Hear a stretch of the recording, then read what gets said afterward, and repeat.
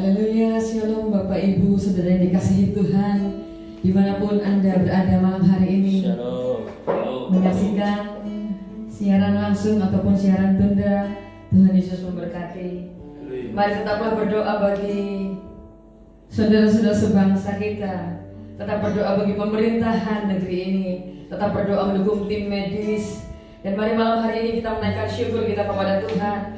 Mari datang beribadah dengan hati yang penuh menyembah Dia. Tidak pernah Dia meninggalkan kita. Amin.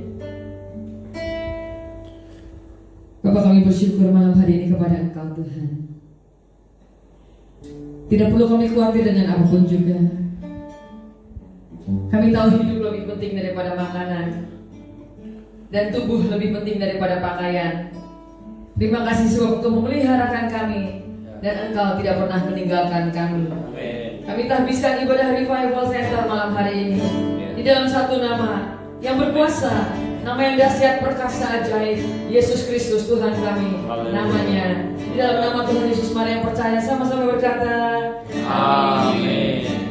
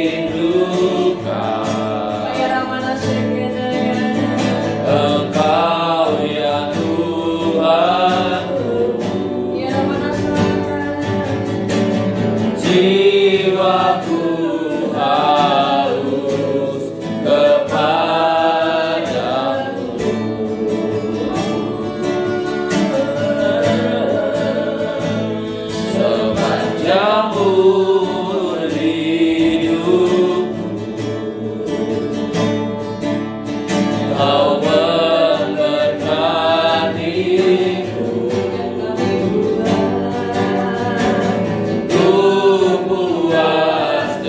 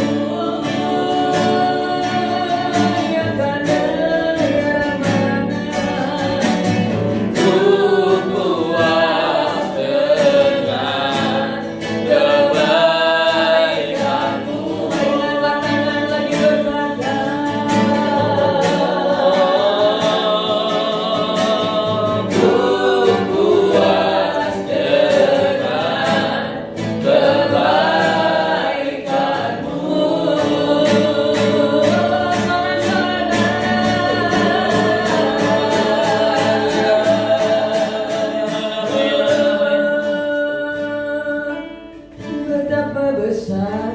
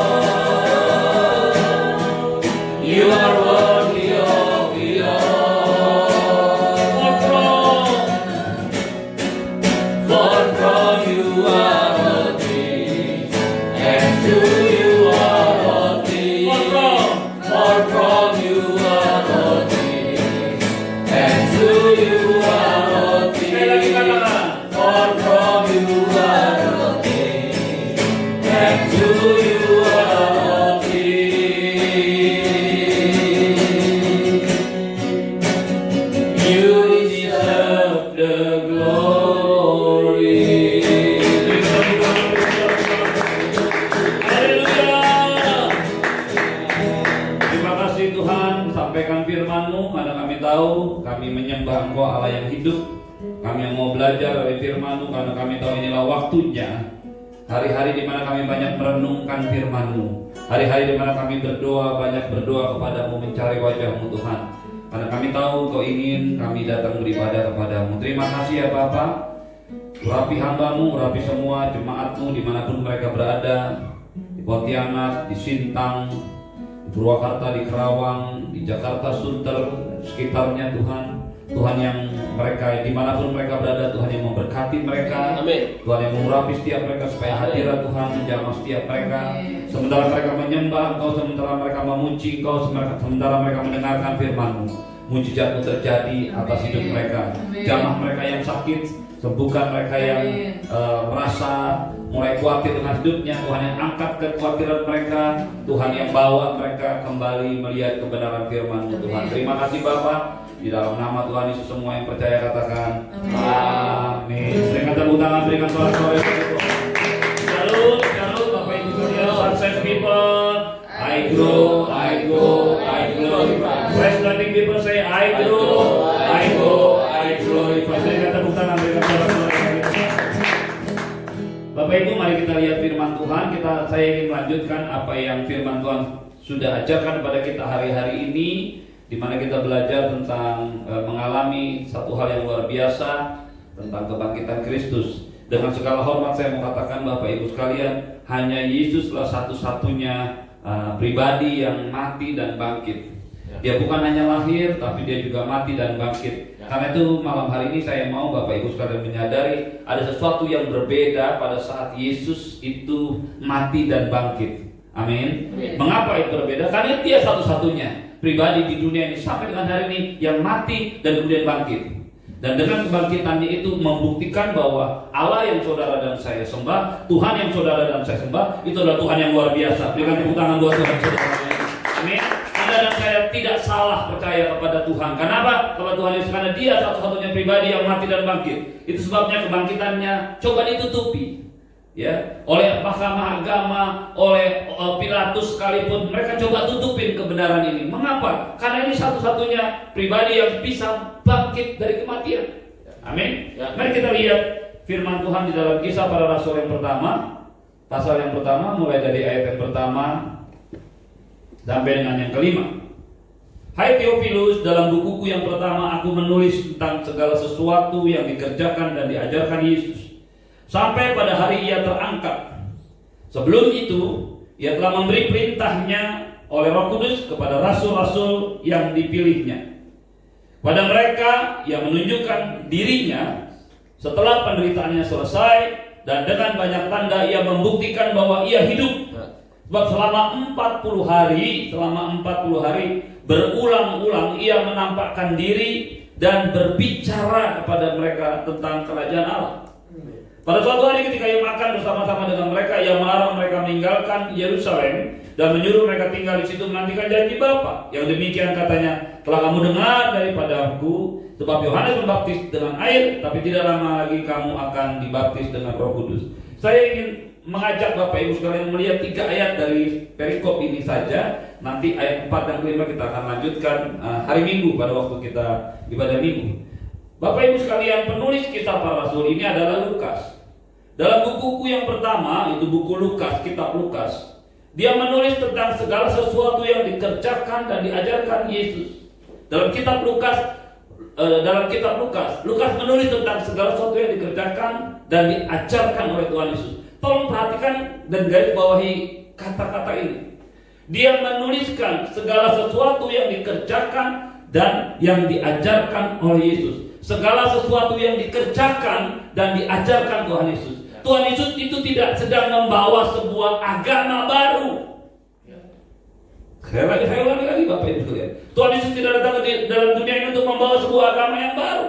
Dia memberikan sebuah contoh tentang apa yang dikerjakan dan apa yang diajarkannya.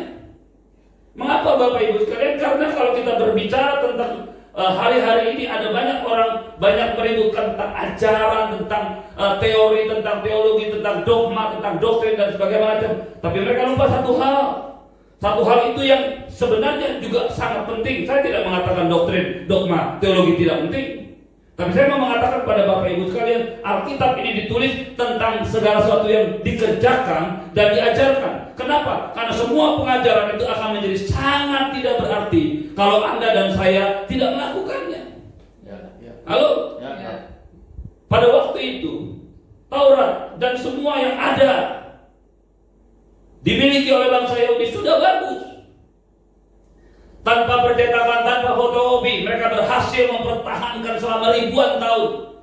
Menuliskannya dalam papirus, dalam lembar-lembar, dan kemudian mereka selipkan itu di gua-gua, dan selama ribuan tahun mereka berhasil mempertahankan itu. Bukankah itu sebuah pengajaran yang bagus? Dan ingat 2 Timotius 3 ayat 16 berkata, segala tulisan yang diilhamkan Allah memang bermanfaat untuk mengajar, mencetakkan kesalahan, memperbaiki kelakuan, dan mendidik orang dalam kebenaran. Itu berarti segala tulisan yang diilhamkan Allah, termasuk Taurat, termasuk Perjanjian Lama. Tidak ada yang salah dengan Taurat. Taurat tidak menyelamatkan, betul. Tidak bisa menyelamatkan, betul. Tapi tidak salah, karena yang memberikan hukum Taurat itu adalah Tuhan sendiri. Kita tidak bisa menyalahkan Taurat karena alasan apapun.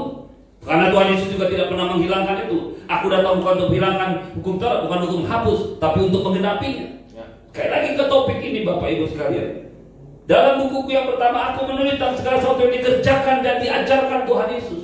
Segala sesuatu yang dikerjakan, diajarkan Tuhan Yesus. Hari-hari ini kekristenan yang Anda dan saya ikuti adalah kekristenan yang bukan hanya bicara tentang sesuatu, bukan hanya bicara tentang pengajaran, tapi tentang kehidupan. Hari-hari ini yang kurang justru adalah bagaimana Anda dan saya sebagai orang Kristen mempraktekkan iman kita, mempraktekkan gaya hidup seperti yang diajarkan oleh Tuhan Yesus. Lukas berkata, segala sesuatu yang dikerjakan dan diajarkan Tuhan Yesus. Dengan segala hormat Bapak Ibu sekalian, saya bertemu dengan banyak orang yang mempelajari teologi. Tetapi saya juga harus jujur mengatakan pada Bapak Ibu sekalian, kadang-kadang apa yang mereka ajarkan lebih sering membingungkan. Tidak ada yang salah dengan pengajaran mereka. Untuk mencoba mengerti itu nggak gampang. Tapi dengan segala hormat kepada semua yang pernah mengajarkan teologi, saya ingin katakan di dalam nama Tuhan Yesus, ini waktunya Anda dan saya kembali. Bukan hanya tahu tentang Tuhan, bukan hanya tahu tentang pengajaran teologi, tapi mengerjakan hal yang sama. Ada banyak juga hari ini orang yang mengerjakan, tapi mereka tidak tahu bahwa apa yang mereka kerjakan itu tidak dikerjakan oleh Tuhan Yesus. Segala sesuatu yang dikerjakan dan diajarkan Tuhan Yesus itu mencakup apa yang Anda dan saya lihat hari ini tentang apa yang Yesus lakukan. Kalau Yesus Tuhan kita pernah menghapus badai, maka hari ini tidak ada yang salah Anda dan saya menghapus badai. Kalau Tuhan Yesus pernah menyembuhkan orang sakit, tidak salah sampai hari ini kalau Anda dan saya berdoa buat orang sakit. Kecuali kalau Tuhan Yesus juga mengajarkan murid-muridnya untuk bermain bola dan kita main bola, ya mungkin juga nggak salah. Tapi hari ini kan Yesus Tuhan kita nggak pernah ngajarin murid-muridnya main bola. Kalau hari ini yang Anda dan saya kerjakan, kalau hamba-hamba Tuhan mengerjakan, berdoa bagi orang sakit, mengusir setan-setan, bukankah itu yang dilakukan Tuhan Yesus? Lalu apa yang salah dengan semua itu? Kalau ada orang yang mengatakan itu sudah tidak lagi masanya, tunjukkan kepada saya mana ayatnya yang mengatakan bahwa itu tidak lagi berlaku hari ini. Sekali lagi saya ulangi Bapak Ibu sekalian, topik kita masih tetap sama, kebangkitan Kristus. Ayat ini bercerita tentang kebangkitan Yesus. Apa yang dikatakan oleh penulis kitab Rasul, yaitu Lukas. Dia penulis yang sama menulis kitab Lukas. Dia berkata dalam bukuku yang pertama, aku menulis tentang segala sesuatu yang dikerjakan dan diajarkan Tuhan Yesus. Yang dikerjakan dan diajarkan, dua hal. Yang dikerjakan, yang diajarkan, yang dikerjakan, yang diajarkan. Kekristenan itu bukan sekumpulan teori. Kekristenan bukan sekumpulan doktrin. Kekristenan bukan sekumpulan pengajaran saja. Tapi kekristenan adalah kehidupan. Amin. Kehidupan di mana? Dalam hidup kita sehari-hari. Di rumah, dalam bisnis, dalam pekerjaan, dalam pelayanan. Kalau Anda dan saya masih melakukan apa yang Yesus Tuhan kita lakukan selagi masih ada di bumi, Anda tidak akan salah. Halo. Ya. Yohanes 14 ayat 12 mengatakan, barang siapa percaya aku, ia akan melakukan juga pekerjaan-pekerjaan yang aku lakukan, bahkan pekerjaan yang lebih besar daripada. Sepanjang Anda dan saya melakukan pekerjaannya Tuhan Yesus, Anda dan saya tidak salah. sudah ada contohnya. Nah, Bapak Ibu sekalian yang saya kasih dalam Tuhan, sampai pada hari yang terangkat. Jadi kitab Lukas menulis sampai pada hari yang terangkat. Sebelum itu tidak diberikan perintahnya oleh Roh Kudus kepada rasul-rasul yang dipilih. Tolong perhatikan ayat ketiga baik-baik. Ayat ketiga berkata begini, kepada mereka ia menunjukkan dirinya setelah penderitaannya selesai, dan dengan banyak tanda ia membuktikan bahwa ia hidup. Kepada mereka ia menunjukkan bahwa Yesus sudah selesai. Pasca kebangkitannya sudah menunjukkan bahwa sudah selesai. Jumat Agung di kayu salib dia mengatakan tetelestai, sudah selesai. Dan pasca membuktikan bahwa dia bangkit. Tapi untuk apa dia bangkit? Yang pertama Bapak Ibu sekalian, dia membuktikan bahwa ia itu hidup. Kalau kita lihat di dalam kisah 1 Korintus pasal yang ke-15, ya, Rasul Paulus menuliskan dengan jelas. Dikatakan ayat yang pertama, dan sekarang saudara-saudara aku mau mengingatkan kamu, 1 Korintus 15 ayat yang pertama. Dan sekarang saudara-saudara aku mau mengingatkan kamu kepada Injil yang aku beritakan kepadamu dan yang kamu terima, yang di dalamnya kamu teguh berdiri. Oleh Injil itu kamu diselamatkan asal kamu teguh berpegang padanya, seperti yang telah kuberitakan kepadamu. Kecuali kalau kamu telah menjadi sia-sia saja menjadi percaya. Ayat yang ketiga, sebab yang sangat penting telah kusampaikan kepadamu, yaitu apa yang telah kuterima sendiri, yaitu Kristus telah mati karena dosa-dosa kita, sesuai dengan kitab suci. Kematian Yesus untuk dosa saudara dan saya, sesuai dengan kitab suci. Bahwa ia telah dikuburkan dan bahwa ia telah dibangkitkan pada hari yang ketiga, sesuai dengan kitab suci. Jadi semua yang Yesus lakukan itu sudah selesai. Kenapa Yesus berulang kali menunjukkan, menampakkan diri pada mereka? Dia tidak tinggal bersama-sama dengan mereka. Pertama dia menampakkan diri kepada siapa? Maria Magdalena dan Maria. Kitab yang lain mengatakan dengan Salome. Lalu dia menampakkan diri pada Kefas, Simon Petrus, dan kepada 12 rasul. Lalu dia menampakkan diri kepada siapa? Kepada mereka murid-muridnya di mana? Di Galilea. Lalu dia menampakkan diri pada 500 orang sekaligus. Lalu terakhir dia menampakkan diri kepada Yakobus, baru dia terangkat, dan baru kemudian dia menampakkan diri kepada Paulus. Semua tanda itu membuktikan bahwa firman Tuhan itu benar. Ya dan amin. Nah, Bapak Ibu yang saya kasih dalam Tuhan, Anda mesti mengerti hal ini. Kita harus mengerti hal ini bahwa Injil itu adalah semua yang ditulis oleh kitab suci ratusan tahun yang lalu sebelum ini terjadi. Nah, kembali ke kisah para rasul, dia menunjukkan dirinya setelah penderitaan selesai dengan banyak tanda yang membuktikan hidup, bahwa ia hidup. Sebab selama 40 hari ia berulang-ulang menampakkan diri. Tolong perhatikan baik-baik. Dia berulang-ulang menampakkan diri. Dengan itu dia menunjukkan bahwa memang dia hidup, bukan salah lihat. Kalau dia bersama-sama dengan murid-muridnya, mungkin orang-orang akan berkata, oh memang dia tidak mati, bukan dia yang mati. Tapi dengan berulang-ulang dia menunjukkan bahwa seolah-olah dia menunjukkan sesi ini sudah selesai dan dia pindah ke tempat yang lain, dia punya tubuh yang berbeda. Kalau dia bersama-sama dengan murid-muridnya, berarti dia mungkin masih tubuh yang lama. Tapi berulang-ulang dia hilang, dia muncul, dia hilang, dan dia muncul. Itu membuktikan bahwa hari itu dia sudah mempunyai tubuh yang berbeda. Bacalah 1 Korintus pasal 15 dan Anda akan mengerti apa yang saya maksudkan. Dan yang pertama, yang kedua, dan dia berbicara kepada mereka tentang kerajaan Allah. Dengan segala hormat saya mau sampaikan kepada Bapak Ibu sekalian, berita kebangkitan Yesus dari antara orang mati itu memberikan kepada Anda sebuah jaminan adanya kehidupan setelah kematian. Alkitab berkata dia menjadi yang sulung, yang pertama bangkit dari antara orang mati. Itu sebabnya dia berbicara kepada mereka tentang kerajaan Allah. Kerajaan Allah yang dimaksudkan di sini dalam bahasa aslinya ditulis Basileia. Basileia itu berbicara tentang dua hal. Yang pertama tentang kerajaan sebuah tempat. Yang kedua itu berbicara tentang reign, pemerintahan. Jadi Bapak Ibu sekalian, setelah Yesus bangkit, saya mau Anda mengerti malam hari ini. Setelah Yesus bangkit, dia menunjukkan dirinya. Penderitaannya selesai. Dia adalah Tuhan. Dia lebih berkuasa daripada maut. Maut tidak bisa menahan dia. Dan dia berbicara tentang kerajaan Allah. Apa yang dia maksudkan tentang kerajaan Allah? Yang pertama, ada satu tempat di mana Anda dan saya akan hidup setelah Anda dan saya mati. Yang kedua, ada satu pemerintahan yang berkuasa di alam semesta ini. Dengan kebangkitan dari kematian, dia dengan kebangkitannya, itu berarti dia menunjukkan ada satu pemerintahan. Dia berbicara tentang kerajaan Allah. Dia tidak berbicara tentang yang lain. Mengapa Bapak Ibu sekalian?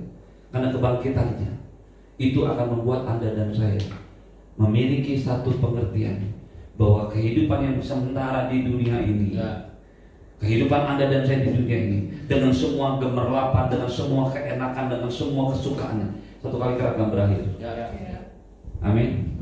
Amin. Satu kali kelak ini semua akan berakhir. Apa yang Anda dan saya lihat. Lalu apa hubungannya dengan apa yang kita alami hari-hari ini? Menurut saya, Tuhan memang mengizinkan semua kejadian ini. Sama seperti Tuhan membawa orang Israel keluar dari Mesir, masuk ke tanah perjanjian dengan satu catatan, dia mau beribadah. Dan hari-hari ini Bapak Ibu sekalian, dengan segala hormat saya katakan, itulah yang justru selama ini kurang dalam kehidupan kita. Ada begitu banyak hal yang kita kerjakan, bisnis, pekerjaan dan semuanya. Dan malam pun kadang-kadang kita lakukan untuk hal yang lain.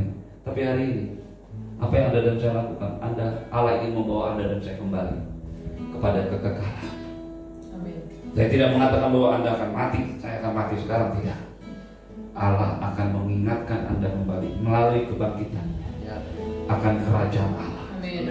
Karena itu saya mau mengingatkan Bapak Ibu kalian, janganlah kau hidup seolah-olah kau menginginkan Tuhan, tapi kau tidak menginginkan kerajaan Allah. Kerajaan Allah berbicara tentang dua hal. Yang pertama tempat di surga nanti, dan yang kedua tentang pemerintahan.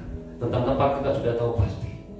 Terhadap penjahat yang tidak pernah berbuat baik sekalipun, tapi dia percaya pada Yesus. Tuhan Yesus bilang, hari ini kau bersama-sama dengan aku di Firdaus. Itu kasih karunia, itu anugerah. Tentang tempat, sudah ada anugerah kasih karunia Allah buat Anda dan saya. Kita diselamatkan bukan karena perbuatan baik, kita diselamatkan karena kasih karunia. Itulah kasih karunia Allah. Tentang pemerintahan, inilah yang Anda dan saya harus mengerti. Sejak Yesus bangkit naik, dia berkata, kepadaku telah diberikan segala kuasa di surga dan di bumi. Karena itu pergilah, jadikan semua bangsa muridku. Ada dua hal tentang pemerintahan Allah yang dia sampaikan kepada murid-muridnya. Yang pertama, dia berkuasa dan dia memerintah. Atas siapa? Atas alam semesta ini. Atas siapa lagi? Atas Anda dan saya. Seharusnya kebangkitan Kristus menyadarkan Anda dan saya bahwa hidup kita tidak lagi dipimpin oleh kita lagi. Paulus mengerti hal ini. Itu sebabnya dia katakan, yang kuhendaki ialah mengenal dia dan kuasa penderitaannya dan kuasa kebangkitannya. Dia juga berkata, namun aku hidup tapi bukan lagi aku sendiri yang hidup, melainkan Kristus yang hidup di dalam aku. Mengapa dia berkatakan begitu? Karena ada pribadi Allah dalam dirinya. Yang kedua, dia mengerti betul pemerintahan Allah. Setiap anak Tuhan, setiap hamba Tuhan, setiap orang Kristen harus menyadari bahwa kebangkitan Yesus mengembalikan segala otoritas itu kepada dia dan membuat dia memerintah dan memimpin hidup Anda dan saya. Anda nggak bisa lagi memimpin hidup kita sembarangan lagi. Anda nggak bisa mau melakukan sesuatu karena keinginanmu, enggak.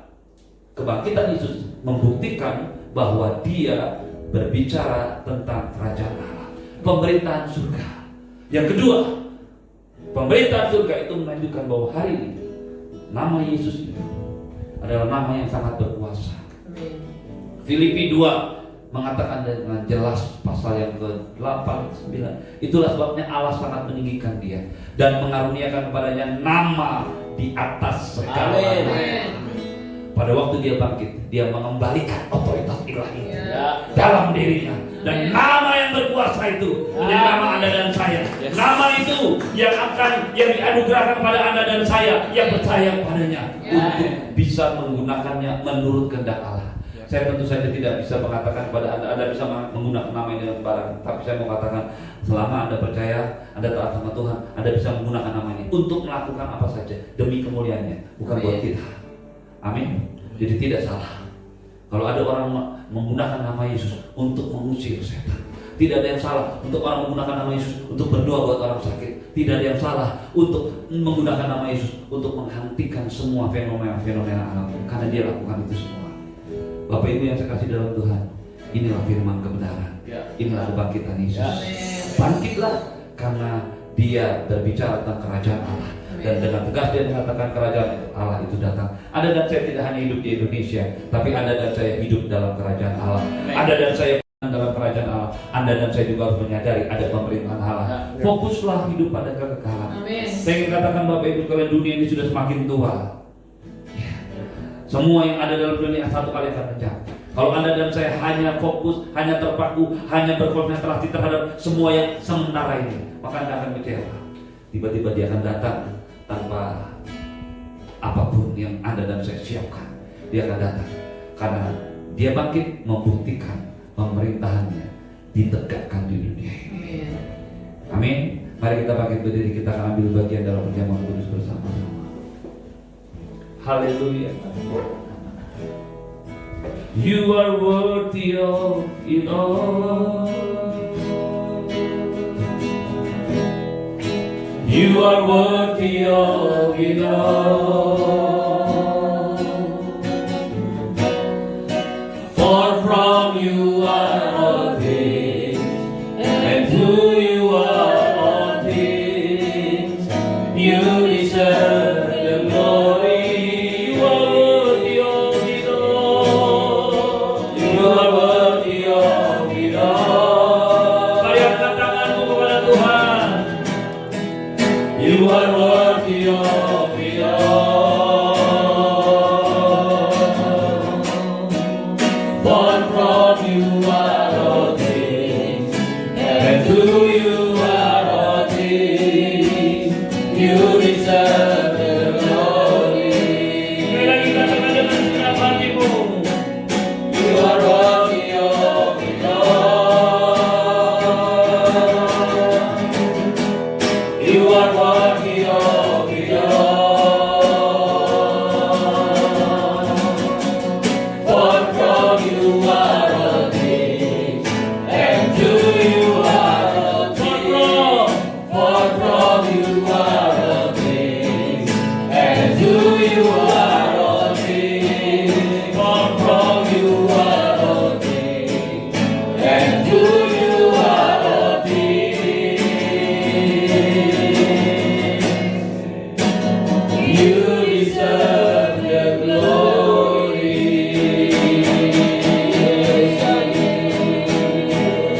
Angkatlah roti tinggi-tinggi di atas kepalamu. Tuhan Yesus pada malam waktu dia diserahkan mengambil roti, dan sesudah mengucap syukur atasnya dia memecah-pecahkannya lalu berkata, inilah tubuhku yang diserahkan bagi kamu. Ambillah dan makanlah menjadi peringatan akan aku. Bapak Ibu sekalian, dimanapun kau berada, bukankah roti yang dipecah-pecahkan ini adalah persekutuan dengan tubuh Kristus? Mari makan dengan iman dalam.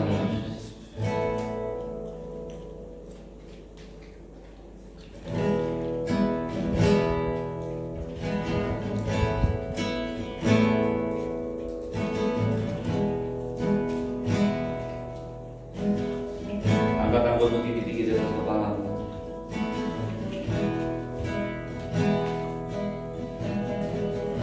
Lalu ia mengambil cawan sesudah makan dan berkata, cawan ini adalah perjanjian baru yang dimeteraikan oleh darahku. Ambillah dan minumlah, sebab setiap kali kamu meminumnya, kamu memberitakan kematian Tuhan sampai Tuhan datang kembali. Bapak Ibu jemaat yang kasih Tuhan, bukankah cawan yang atasnya kita ucapkan syukur ini adalah persekutuan dengan darah Tuhan Yesus? Amin. Mari kita minum bersama-sama dengan iman dalam nama Yesus. Haleluya Tuhan, terima kasih. Kiara nama Santa Kaya nama. Iya, naikkan ucapan syukur. Kiara nama ya nama.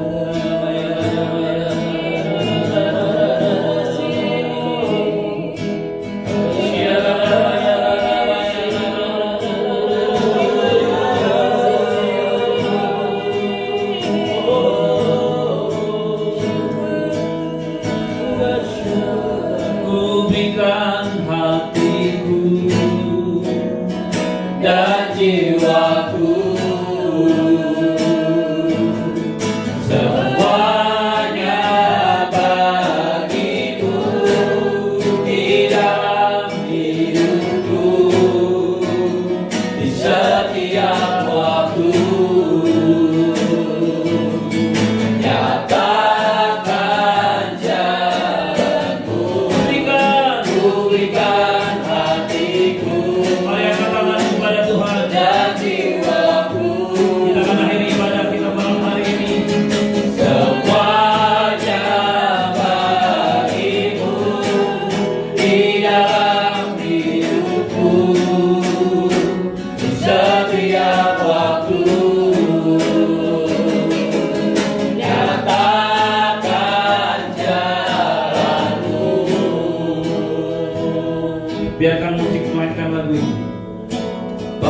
sekalian dimanapun kau berada. Kalau hari ini kau ada dalam keadaan sakit, kau yang menyaksikan tayangan ini, letakkan tangan kirimu pada bagian di mana kau sakit. Tangan kananmu terangkat ke surga. Firman Tuhan berkata segala kuasa di surga dan bumi telah diberikan kepada Tuhan Yesus. Dan Tuhan Yesus memerintahkan kepada setiap murid-muridnya, termasuk Anda dan saya, untuk pergi memberitakan Injil, menyembuhkan orang yang sakit, mengusir setan-setan, berbicara dalam bahasa-bahasa yang baru, bahasa-bahasa roh. Malam hari ini saya berdoa dalam nama Tuhan Yesus bagi setiap tangan yang terangkat dimanapun mereka berada, di kota ini maupun di luar kota maupun di luar pulau, dimanapun mereka mendengarkan ini. Aku berdoa dalam nama Tuhan Yesus. Aku menghardik setiap sakit penyakit, dan di dalam nama Tuhan Yesus aku berdoa kesembuhan Allah terjadi. Setiap penyakit kelemahanmu aku perintahkan keluar dalam nama Tuhan Yesus.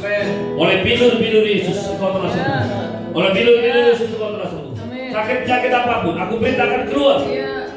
Aku berdoa bagi setiap pribadi yang cemas, yang khawatir, yang mulai diliputi dengan ketakutan, kau yang mulai depresi, kau yang mulai tertekan dengan semua keadaan ini. Dalam nama Tuhan Yesus aku berdoa, aku perintahkan semuanya keluar tiga.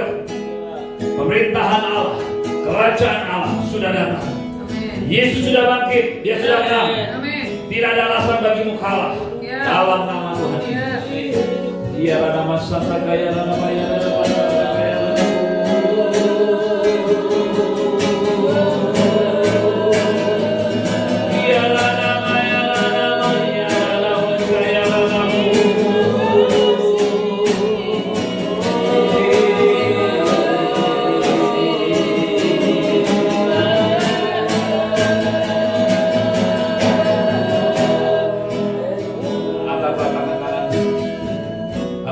Kepada Tuhan, Tuhan menyinari engkau dengan wajahnya dan memberikanmu kasih karunia. Tuhan menghadapkan wajahnya kepadamu dan memberikanmu kasih karunia. Bapak Ibu jemaat yang kasih Tuhan dimanapun kau berada, biarlah kasih setia Tuhan, kasih yang berlimpah-limpah dari Bapa di surga, cinta kasih dari Tuhan Yesus, penyertaan yang sempurna daripada Roh Kudus menyertai hidupmu hari ini dan sampai selama-lamanya. Diberkatilah engkau di dalam hidup rumah tanggamu, diberkatilah engkau dalam bisnis pekerjaanmu, diberkatilah engkau di dalam pelayananmu. Semua yang engkau kerjakan ada di dalam covering ilahinya Tuhan. Sebab Yesus sudah bangkit mengalahkan maut. Yesus sudah menegakkan kembali kerajaan Allah. Dan kerajaan Allah itu ada di bumi ini. Anda dan saya bisa berdoa menyatakan kerajaan Allah. Dia mengajarkan kita berdoa. Jadilah kehendak-Mu Bapa di bumi seperti di surga. Hadirkan kerajaan Allah di muka bumi ini. Gunakan otoritas nama Yesus, nama yang berkuasa. Semua terus menyembah Tuhan, semua terus datang kepada Tuhan, dekat dengan Tuhan. Pakai waktu yang ada untuk menyiapkan dirimu, untuk menyiapkan rumah tanggamu, menyiapkan setiap anggota keluarga. Menjelang kedatangan Tuhan yang mendekat, waktunya tidak akan lama lagi. Yesus segera datang. Yesus segera datang. Ada untuk siapkan dirimu, siapkan hatimu. Fokus pada kekekalan. Fokus pada kekekalan. Biarlah nama sekaya, nama santa kaya, nama sakaya, nama kaya, nama kaya. Inilah saatnya kau beralih dari fokus dari kehidupan yang ada di dalam ini. Mulai berpikir tentang kekekalan. Biarlah nama santa kaya. Terima kasih Bapa. Terima kasih Tuhan Yesus. Di dalam nama Tuhan Yesus, semua yang percaya dan diberkati Tuhan berkata amin. Berikan tepuk tangan, berikan sorak-sorai. Selamat malam Bapak Ibu sekalian, sampai ketemu di ibadah selanjutnya.